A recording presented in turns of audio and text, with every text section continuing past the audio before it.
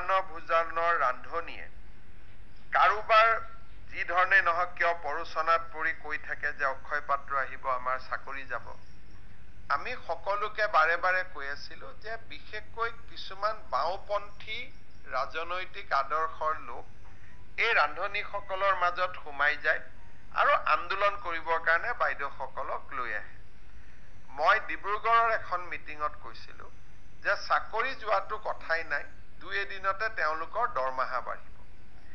আজি কেবিনেটে তেওঁলোকে আজিৰ দিনত 1500কৈ টকা দৰমহা পায়।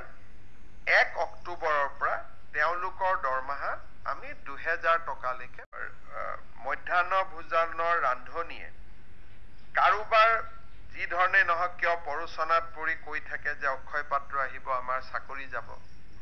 আমি সকলোকে বাৰে বাৰে কৈ আছিলো যে বিশেষকৈ কিছুমান বাওঁপন্থী ৰাজনৈতিক আদৰ্শৰ লোক এই ৰান্ধনীসকলৰ মাজত সোমাই যায় আৰু আন্দোলন কৰিবৰ কাৰণে বাইদেউসকলক লৈ আহে।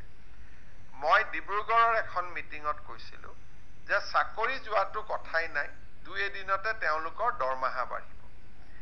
আজি কেবিনেটে তেওঁলোকে আজিৰ দিনত 1500কৈ টকা দৰমহা পায়।